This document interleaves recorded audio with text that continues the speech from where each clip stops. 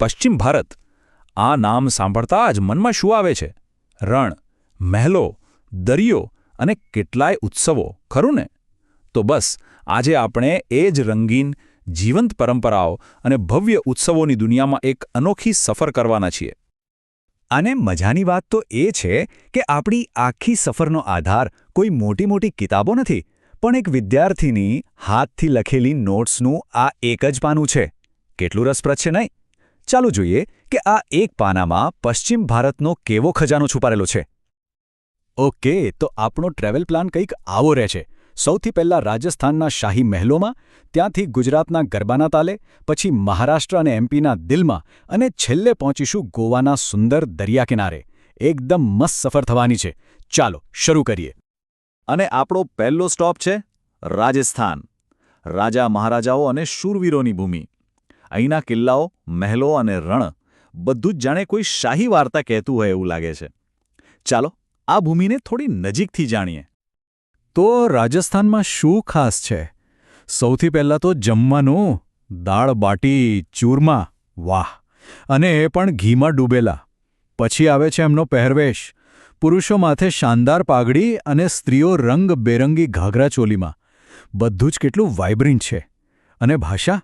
અહીં હિન્દી અને મારવાડી બોલાય છે. અચ્છા, તહેવારો વગર તો રાજસ્થાન અધૂરું છે. હોળી અને ગણગૌર જેવા તહેવારો અહીં ખૂબ જ ધામધૂમથી ઉજવાય છે. અને ડાન્સ? એના વગર તો વાત જ ન બને. ઘૂમર અને કઠપુતલી ડાન્સ, આ તો રાજસ્થાનની શાન છે. ઘૂમર એ ખાલી એક ડાન્સ નથી, એ એક અહેસાસ છે. જ્યારે સ્ત્રીઓ એમના મોટા લહેરાતા ઘાઘરા પહેરીને ગોળ ગોળ ફરે છે, એ દ્રશ્ય ખરેખર જોયા જ કરવા જેવું હોય છે. એકદમ અદ્ભુત. રાજસ્થાનની શાહી સફર પછી ચાલો હવે આપણા પોતાના ગુજરાતમાં આવીએ, જેને કહેવાય છે ઉત્સવોની ભૂમિ, જ્યાં વ્યાપાર અને પરંપરાનો એક અનોખો સંગમ જોવા મળે છે.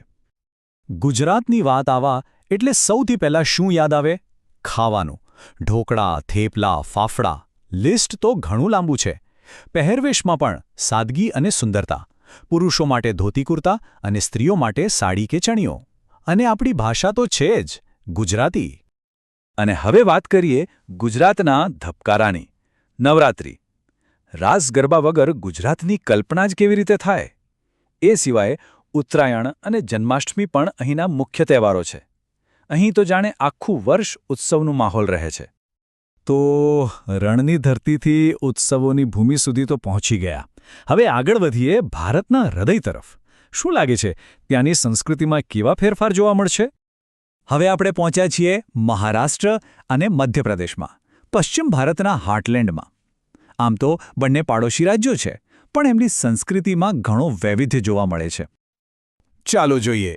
મહારાષ્ટ્રમાં મરાઠી બોલાય છે, તો મધ્યપ્રદેશમાં હિન્દી. મહારાષ્ટ્રનો સૌથી મોટો તહેવાર છે ગણેશ ચતુર્થી, તો મધ્યપ્રદેશમાં શિવરાત્રિ.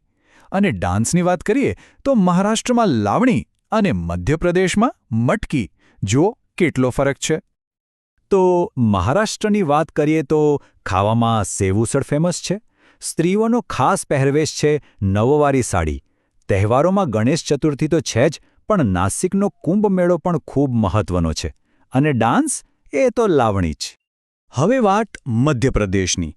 અહીંનું ભોજન એકદમ સાદું અને ઘર જેવું. રોટી, શાક, દાળ ભાત. પહેરવેશમાં ધોતી, સાડી અને ઘાઘરા ચોલી. અને હા, ઉજ્જૈનમાં પણ કુંભ મેળો ભરાય છે. અહીંનો ફેમસ ડાન્સ છે મટકી ડાન્સ. ચાલો હવે આખી સફરનો સૌથી રિલેક્સિંગ સ્ટોપ, ગોવા. સૂર્ય, દરિયો અને મસ્તી. પણ એની સાથે સાથે અહીં ભારતીય અને પોર્ટુગીઝ કલ્ચરનું એકદમ યુનિક મિક્સચર પણ જોવા મળે છે. ગોવાની સંસ્કૃતિ પર દરિયાની સ્પષ્ટ અસર દેખાય છે. ખાવામાં ભાત, માછલી અને સી ફૂડ મુખ્ય છે. ભાષા અહીંની કોંકણી છે.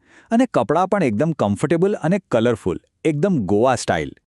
અને ગોવાના તહેવારો પણ એટલા જ અલગ છે. અહીંનો કાર્નિવલ તો દુનિયાભરમાં ફેમસ છે. એ સિવાય શિગ્મો ફેસ્ટિવલ પણ ઉજવાય છે. અને ફુગડી, ધાલો જેવા લોકનૃત્યો અહીંની સંસ્કૃતિને જીવંત રાખે છે.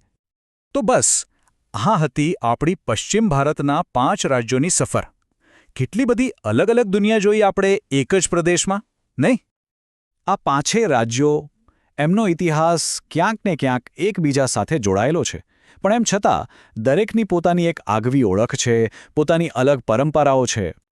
રાજસ્થાનના ઘુમરથી લઈને ગોવાના કાર્નિવલ સુધી પશ્ચિમ ભારત ખરેખર સંસ્કૃતિઓનું એક જીવંત અને રંગબેરંગી મોઝેક છે, અને આ જ તો એની સુંદરતા છે.